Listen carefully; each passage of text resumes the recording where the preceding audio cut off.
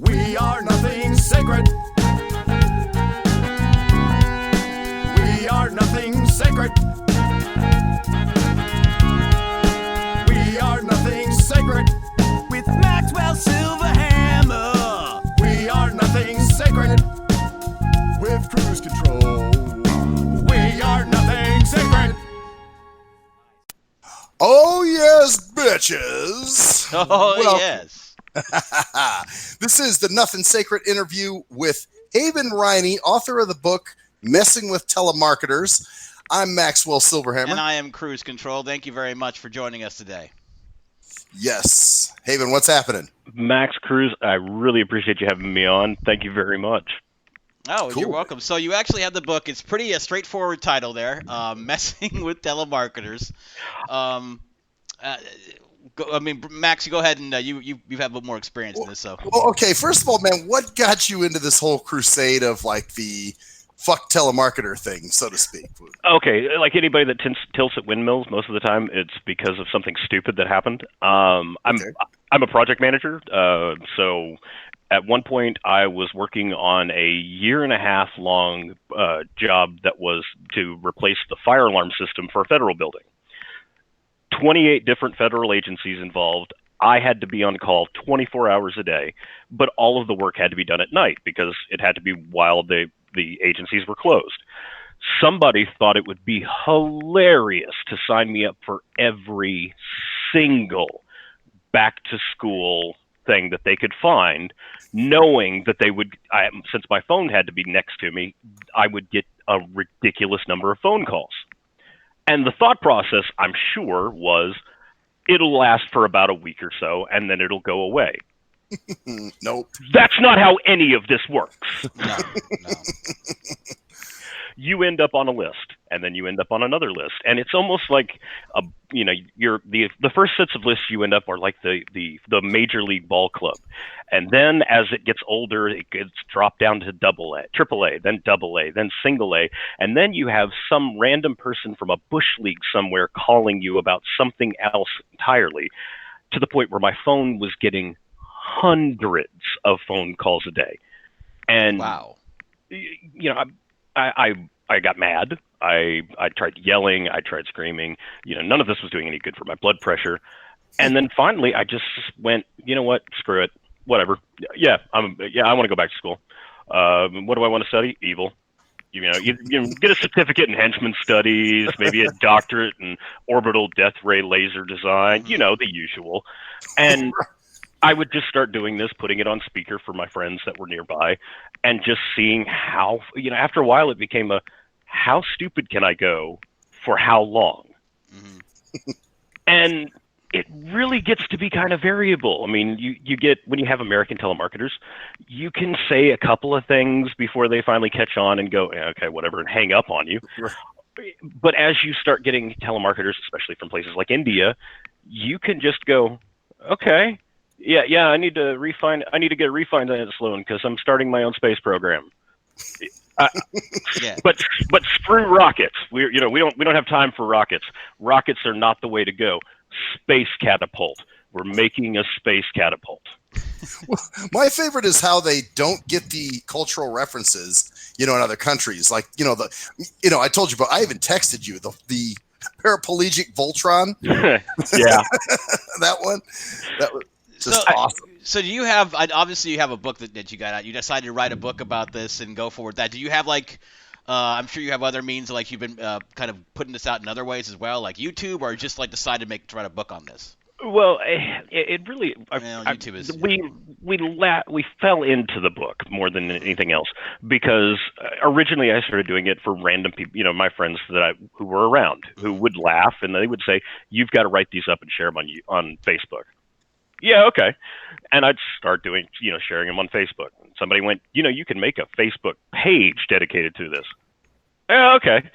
And we made a Facebook page, and suddenly we, jumped up a whole bunch of readers. George Takei and Ashton Kutcher retweeted something that, I'd written. Oh, shit. we got approached by a small publisher who went, we should turn this into a book. Yeah, okay.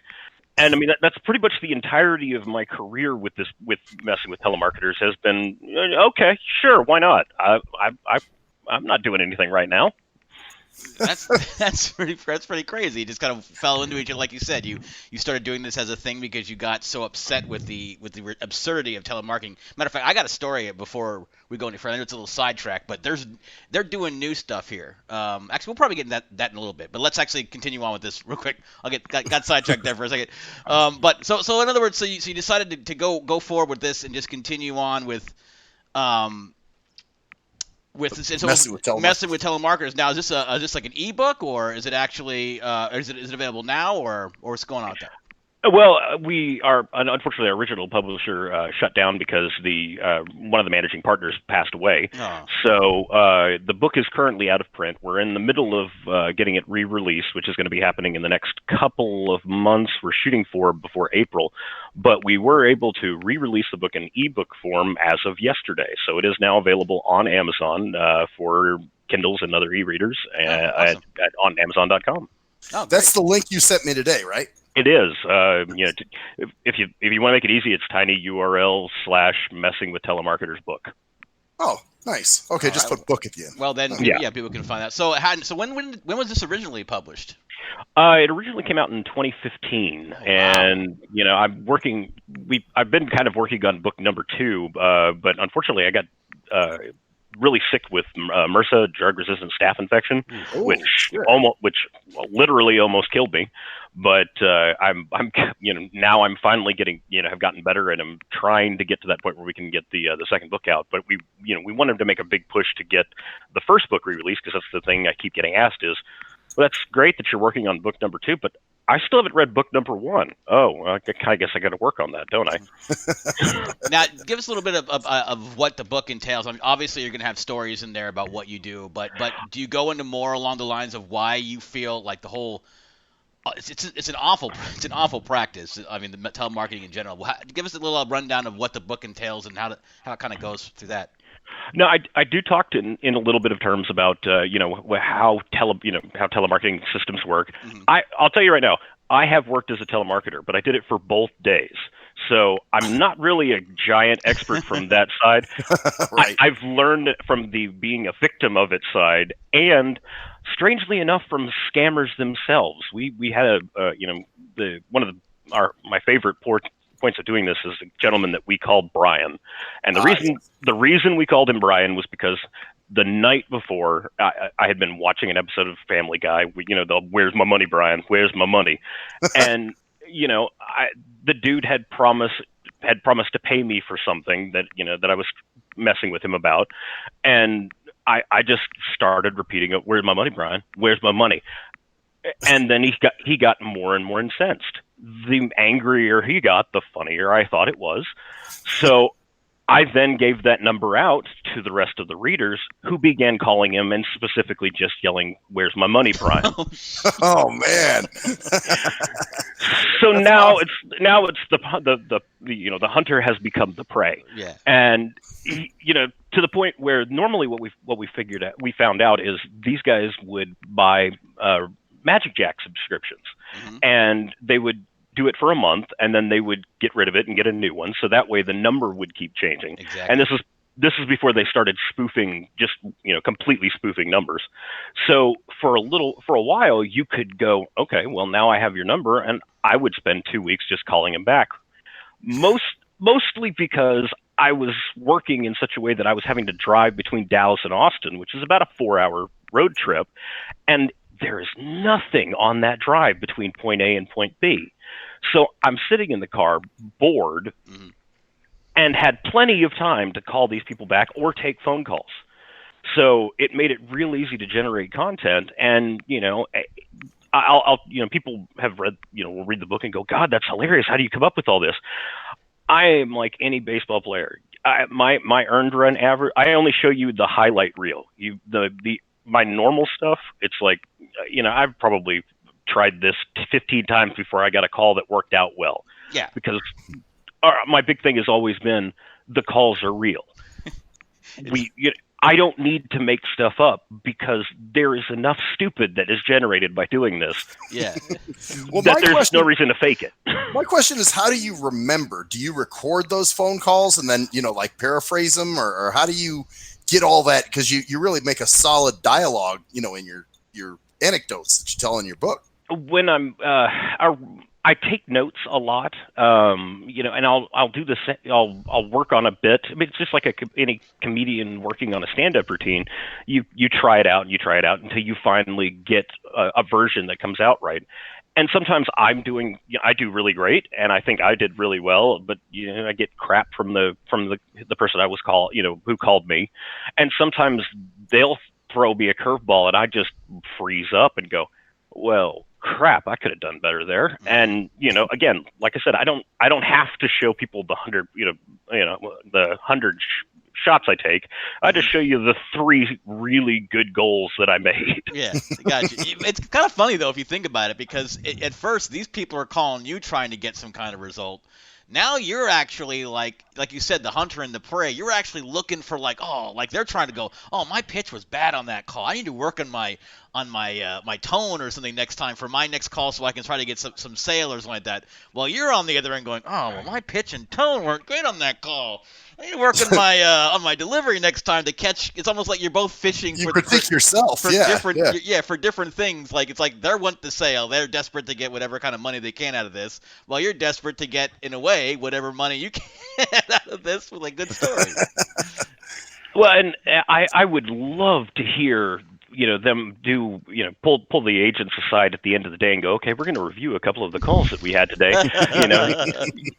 Steve did really well on this one, and Bob did really well on this one. And what the fuck happened here, guys? Yeah. Right. Well, and now let's just tell one more little piece of the Brian story. You actually got Brian to pay you a little money, didn't you? I did, and. I felt a little bad about that one actually after the fact. I at the time I felt pretty good about it, but it was one of the things we were discovering. Brian would just start going off on me about stuff and would complain about things, and it got to be this love-hate relationship between us because he absolutely hated me, but couldn't stop talking to me, and I'm just like, I'm going to milk this for all it's worth. But he was complaining to me about the fact that, they use Magic Jack in order to do these phone calls. Well, the problem is there are hackers in Jamaica, of all places, who apparently have hacked Magic Jack accounts and would listen in on different calls. And if they heard a scam transaction like this, they would then type in the green dot money packs, which is what they would use normally to get people to send them money. And they would steal the money before Brian could steal the money. So they jacked the jacker, basically. It's called a hack-a-jack. It was just a nesting doll of crime. I mean, I'm kind of, and I'm sitting back going, I don't know if I'm impressed, in awe, or just deeply disturbed. But so I tell Brian, I have a way of, I know a way around that. I can sell you a program that would let you auto-generate Magic Jack accounts, so you never have to pay for it again. And that's, one less thing you have to do. Brian jumps on that immediately and wants me to send it to him, and he's willing to pay me, in this case it was $50. And I go, okay, I'm happy to do this. Send me the money. And he goes, no, send me the program first. Incredulous that I'm going to steal from him. He is a scammer for a living. Right. And I'm the one that's not trustworthy. Not a very smart scammer, this Brian guy. Now, granted, his instincts are good because I was not trustworthy in this case. Yeah. Right. Wait, hold on a second. Now, is this after you got everyone to call him and talk to him about give him the whole, after you've been messing with this dude for a while, he's still like, Brian and I had 60 glorious days together. Oh man. So wait, so this brilliance dude is gonna let you fuck with him for 60 days, then try to give you cash and trust your judgment? Yes. Hey, you know what? Here's the thing, though. This is why we have telemarketers, though, because there are people like Brian who would. Cause see, Brian's the same guy. He's the same guy who would fall for his own bullshit. He's the That's guy. true. He believes it, huh? He's the guy who makes these people exist because there are people this fucking stupid. Well, and if you think about it, it's a numbers game. I mean, in its basic form, he doesn't have to hit 100. You know, he only has to hit 1 out of 1,000 shots. Yeah. Right. And if he gets $50 from one of the people he talks to in a week, then he's paid for his entire operation for that time period. For a month, and everything else after that's profit. Mm-hmm. So, I mean, that's what he, this is just a keep going. And it's almost like if he kept talking to me, eventually I was that slot machine that was going to finally pay out big. Mm-hmm. And he kept throwing money into it over and over and over again. And it doesn't matter that he's already put the mortgage into the slot machine and it still hasn't paid out. He's still putting in another 20. That's crazy. So, but we're going. I finally convinced him that he needs to go ahead and pay me first, and we agreed, pay me half, and then I'll give you the program, and then you pay me the other half on the back end. After an hour and a half of negotiation, and I'm just sitting. I can't believe at this point that it's gone this long, but I'm not going to be the one that blinks first. I'm not going to hang up on him. Yeah. So. He starts giving me the number, the back of the green dot money packs has got the numbers in it that you have to put in, and you can then transfer the money from one card to whatever you've got set up. So I, in the background, have set up a quick account with it, and he starts giving me numbers, and they're fake. Because of course they're fake. Yeah. I mean, this guy's a scammer, and Right. Here's the number. That's fake, Brian. What about this one? No. No, Brian. How about this one? Wait, no. And I'm thinking, oh, this one has money on it. Yoink. Wow. Nice. And I get $25 from him. Brian loses his mind. That's awesome. At the end of this, I had the feeling of, it's like, while this is funny, I have now become that which I hate. Mm-hmm. And donated the money to a local food bank, because then at least I could feel like my conscience was clear, and Absolutely. I did it in Brian's name. Oh, that's really nice. Brian actually helped somebody unbeknownst to him. Brian helped the homeless. That's great. Completely against his will, but yes. All right, so I know you mentioned you go into a little bit about how this shit works, because it's mostly murky for most people. Like what I was getting at earlier, and why I wanted to wait a little bit is that we're getting. I've noticed over the last year or so, like a shit ton more of this, this on my phone. But also now they're doing these blanket texts to people with the similar numbers now, sending them out. Yep. Like I got one today actually. I guess my thing is, like you mentioned, there's multiple, like the American and like there's people that are doing this like as scams. Are there? I mean, some of these. Are all these scams, or are they all like are they some of these legit, or is it just a big mess? Like how the hell does both exist? Both exist. We do, there are legitimate telemarketers who are just calling, trying to sell you a service. The old school, even though this doesn't exist anymore, the people who used to call you at dinner, to try and switch your for long distance service from Sprint to AT&T. And so the service is shit that they're selling, but they're still selling. Well, I guess I meant that I know obviously some of it's legit, but it's like it seems like maybe some of those. I'm sorry. Well, actually, let you continue, but it just seems like they're. It's a losing battle, I guess. It really has gotten bad, and I can say that it absolutely has gotten worse in the last few years. Mostly because there's not not a lot of accountability that can happen in order to stop them from doing this, because much like any other crime, the criminal portion of it always outstrips the ability to protect from that. Yeah. So, when I hate to say this, and even though I mess with telemarketers, when people ask me what's the best way to mess with a telemarketer, my answer is don't pick, if you pick up the phone and it's a telemarketer, hang up, don't engage, because if you do, what happens is, just because you actually answered, you talked to them for a brief period of time and then moved on, they mark your name down as a viable lead. Mm-hmm. And it may not be a viable lead for them, but they'll sell that lead to somebody else. Yeah, and the reason I know that is because for a while I gave all kinds of random names to people. It was like, is this Haven Riney? Yeah, it's spelled that way, but it's really pronounced Ferdinand Garcia. And I started getting calls for Ferdinand Garcia. I've gotten calls for everything, and even ones where you go, really? You saw this on the screen and you decided that was a real name? I hate your face. I hate your face. You really thought that was a real name? Okay, if you're gonna hit me an easy lob, I'm not gonna not take that shot. But seriously, guys. So the bottom line is the phone number, not actually scamming you per se, but just having your number to sell later down the road. Yes, if they determine that it's a lead, something that could be a viable lead, there's a group in an industry based around compiling that and selling it to other people, because that information has some value. It may not be a great amount of value, but it's enough of a value that somebody's gonna use it.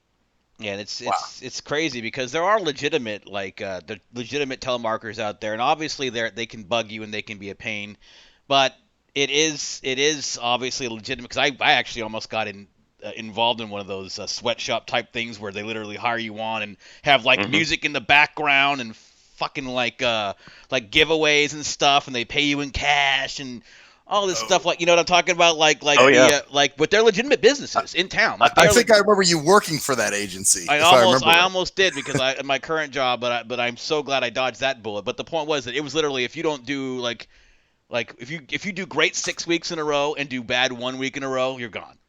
That kind of just sweatshop mentality. But those are people are obviously desperately trying to find jobs. So how does it? I mean, it must be kind of.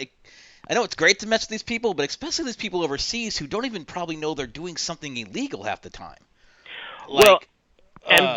We developed I say we. I've got a couple of people that helped me by reading my material, pre-reading my material before I put it out to people, who I occasionally who will occasionally go, I had this great idea. You should try and work this into it. You should you're trying to buy golden retrievers that retrieve actual gold.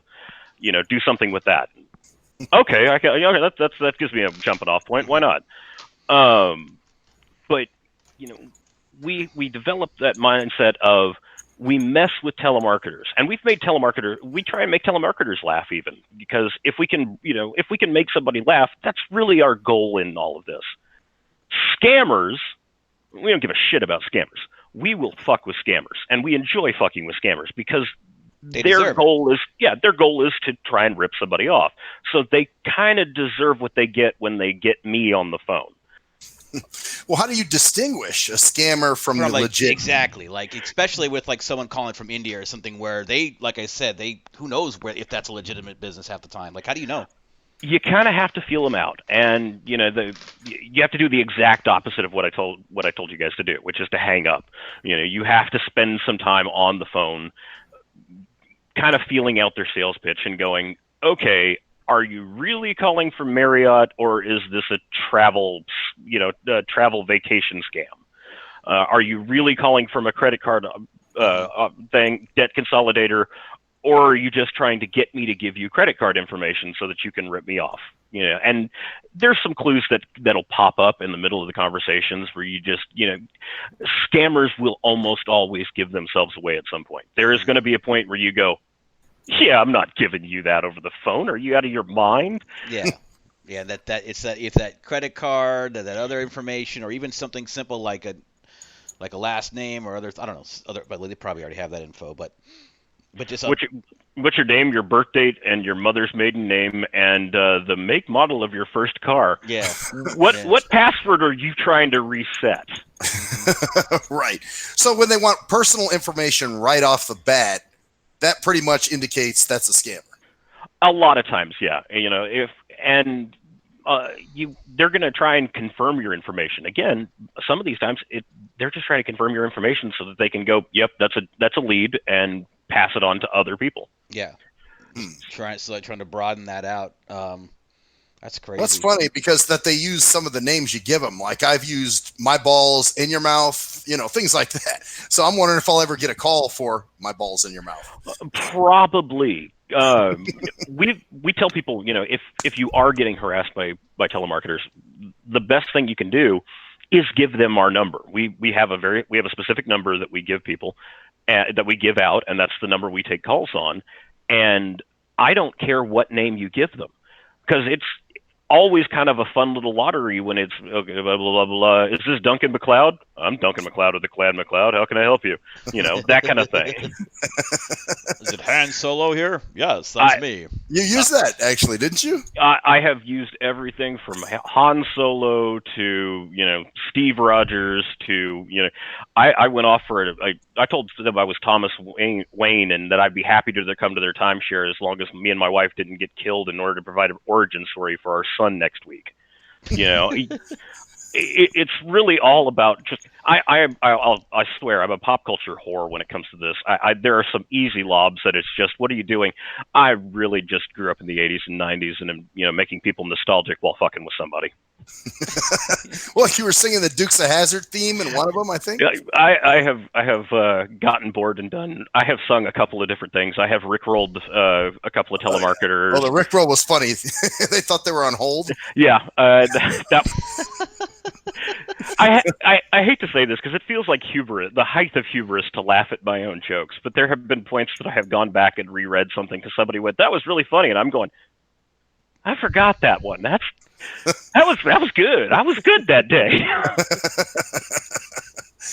Oh yeah. There's some really funny shit in this book. I read it front to back. So let's just go with back to like the evolution. So you started off doing this as obviously you getting a bunch of calls, and then people started saying, you started getting the idea for the book, and now obviously you have a dedicated number. Is this basically like a full-time thing for you now, or like a major how much of your life does this take up now?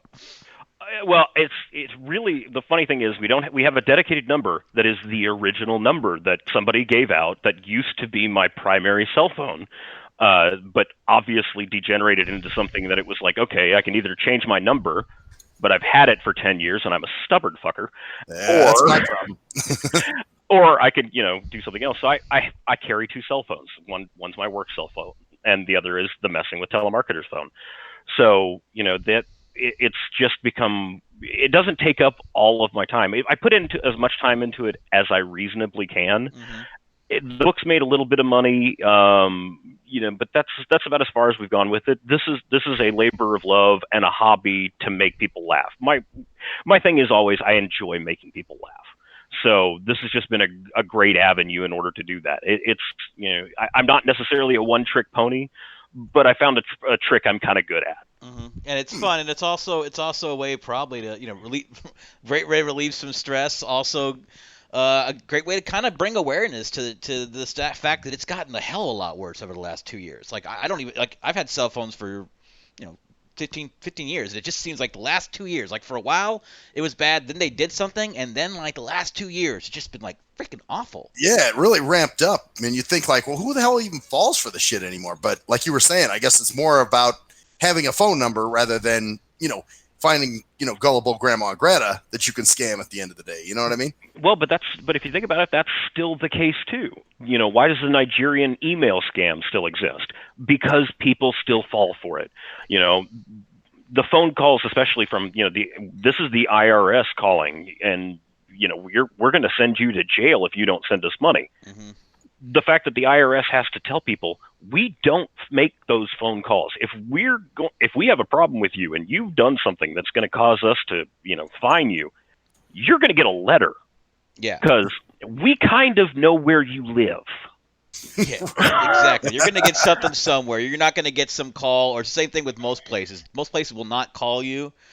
Like you're going to have to call them, but people get weird. Like there's the one out there that was about the Social Security, or your car insurance is expiring and all that kind of crap. And the new one was the Chinese. I get the Chinese UPS or some crazy crap there where it's like. Yeah, like wow. you've got a package from China. I'm like, nope, no, I don't. Well, there's also, and you didn't talk much about this one or at all about this one. I'm wondering if you ever get this, where it's somebody calling. They're always named Alex, whether male or female, and they want to know if you want a cash offer on your home. I have gotten a couple of those. I've told them that, I wanted to roll it into a home improvement loan so that I can raise a small army so that I can carve out the second Mexican empire in North Texas. So again, a lot of this is just the stupid of the week, for me. But I don't get as many of those. The major ones that I've been getting, that I tend to get, are Social Security fraud, tax, the IRS fraud. Mm-hmm. We want to payday loans of all calibers, and it's like, you took out a payday loan and never paid it back. I've never taken a payday loan out in my life, so I'm not the people that are going to fall for this. But it's just the numbers game. They're just betting that if they do this enough times to enough people, they're going to run into the situation like the guy in Florida, where it was a gentleman that was in his 80s, had dementia, and they pulled the same scam on him every day until they ran him out of money because he forgot. He forgot every day. They found a gold mine, and they just beat it to death until it ran out of money. And that's their goal, is to make enough money to get by with this, because it's easier, even though it's a pain in the ass for them.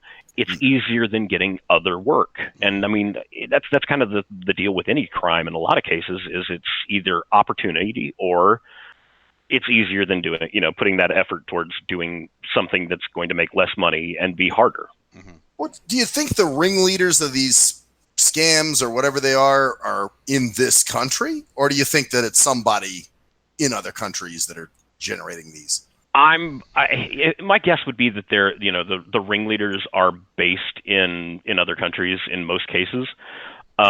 Just because if you were based in the U.S., you're eventually going to get caught, and the tax implications would be terrible. Yeah. And the fact that you committed this crime across state lines increases its severity to, major felony status, and you're going to go to jail for a long time. More often than not, what I've seen when it comes to the U.S. based scammers are they're low-level people that have answered an ad about, being a representative or something along those lines, and they're basically just the patsies that will, they'll send the transactions to them when it comes to like Western Union scams, because if somebody says you're going to send this to India, that's not really going to help you believe that they're with the IRS. Yeah, true. The Patsies or the Bryans, depending on who. Exactly. Well, another one they do, you had mentioned the Magic Jack thing, but they also do something called phone cloning, where they'll use somebody's number unbeknownst to them, and then you call that number back, and it's just Joe Schmo who answers the phone and goes, "No, man, I didn't call you." The Messing with Telemarketers number got cloned for about a month. And I would get angry calls from people. And, luckily I'm in a fairly unique situation to be able to go, hey, here's what actually happened. Here's what you need to know. Here's how you stop it going forward. So I had a public service month where I took a boatload of calls where it was, no, here's what's going on. Here's how you fix it. Here's what's going on. Here's how you fix it. Here's what you do. Here's what you do. And just did that for about a month. Was not great for content, but it was good for helping the public. So I felt kind of good about that. still ways for us to, I mean, there used to be that blocking number you could call to block, like to put your number on a no call list or something. Is there anything that people can do to cut down on this? Like, well, one thing like that I know Max is like pretty disappointed here is to stop answering the calls. Yeah. Oh man, because I do it all the time. Stop answering the calls.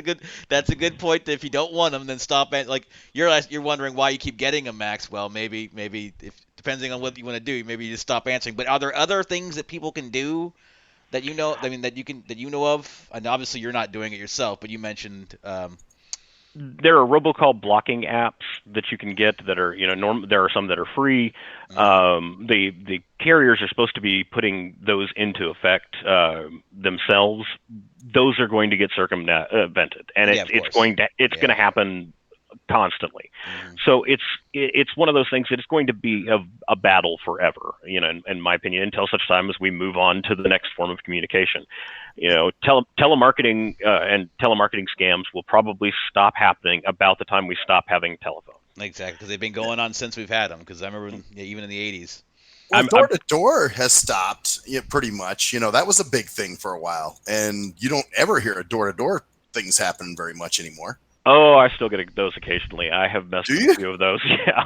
Oh, actually, there was one in the book you did talk about, I think. Yeah, the people trying to sell green energy tend to make the rounds every so often, and I after the third salesman came by in a day, I just went, okay, yeah, I'm just going to screw with you just like them, just because of the fact that you're in person. It isn't that big of a deal. It's a different conquest, basically. You've gone every single round. You've gone the phone. You've probably done some email stuff before. Maybe not email. Oh yeah. Email scams, text scams, Facebook messaging.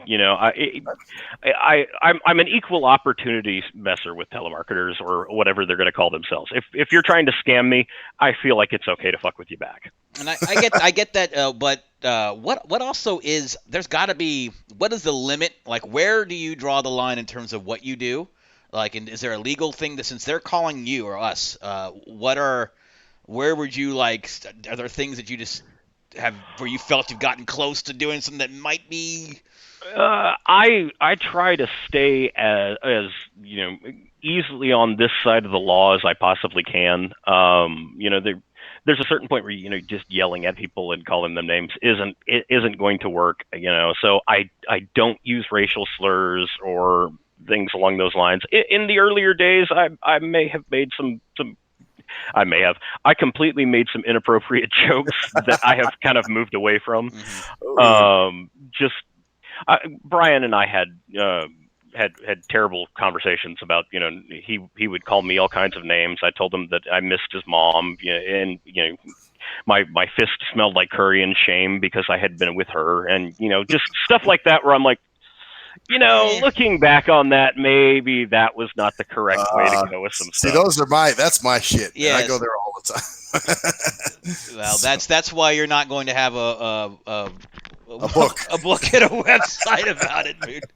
Well, and I have a fairly professional job where people have to take me seriously. Yeah. And there's a certain point where I don't tell people at work about the messing with telemarketers hobby, because I don't need to walk onto a job site and have tell people I need you to do this, I need you to do that, and they're like, just fist smell like curry and shame, huh? Yeah. So this is a pseudonym that you go by then, right, for the book? Yeah, that would have been smart, but no, Haven Riney is actually my real name. Oh, wow. My mom was a hippie, you can kind of tell, and every day that I wake up and I'm not Moonbeam or Rainbow, it's a win. So, but no, Haven is actually my real name. Oh, okay. Well, one thing, and going back to that is like in terms of getting like mean and just really, especially with those people who have an accent or who are from different countries. Like I said, I'm telling you, a lot of these people, I don't think they realize, because they don't know our laws. They don't know our different. I mean, they might think that it's a scam, but I work with a lot of people who also, I work in a customer service, and the amount of just complete cluelessness about everything that comes from people who are working in overseas overseas telemarketing or overseas call centers is astonishing. I would not be surprised if some of these people are just desperate for money, and some company over there just hired them on as a legitimate company there. So I kind of feel bad for us because as I've heard it before, I know you probably heard the desperation, right? Like in their voices, trying to get some kind of sale or trying to get some kind of lead or some connection with you. I think that's completely true, and I think a lot of it is, the thought process. It might even be, yeah, this is kind of shady, but if I do it for 3 to 6 months, then I can put it on my resume, and I can go get a job at a better call center, and work my way up the food chain to the point where I actually am able to move into the legitimate world. Yeah, because most of them are younger, I think, aren't they? Say that again. Most of the people doing these calls or whatever, they're younger in a lot of cases.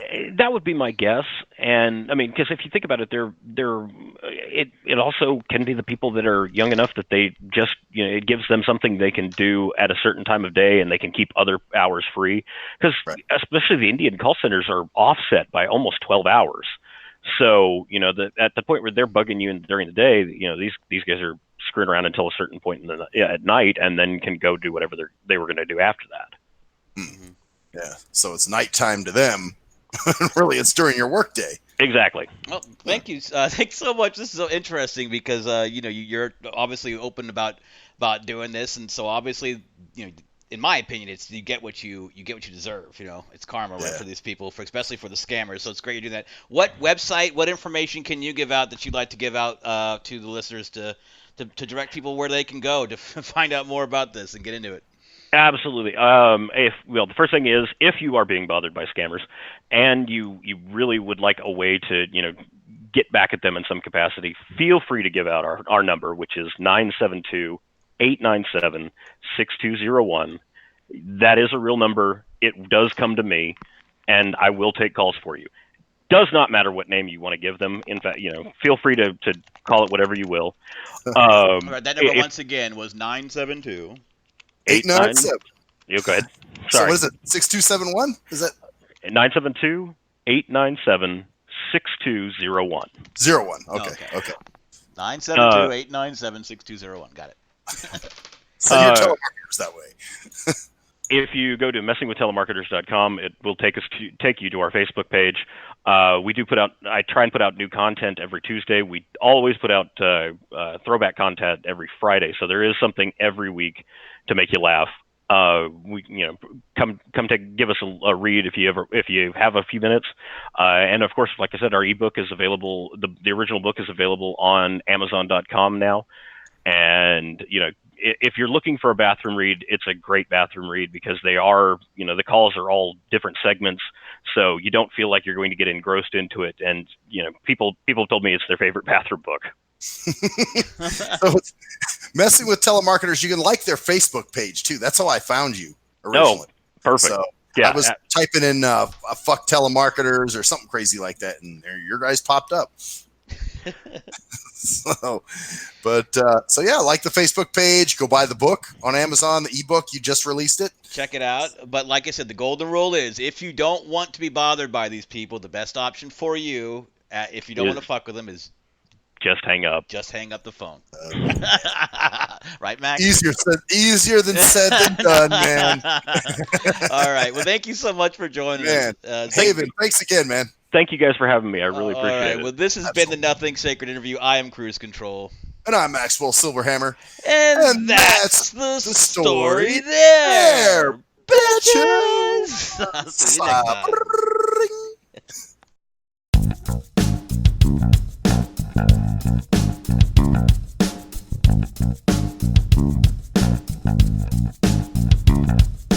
We are nothing sacred.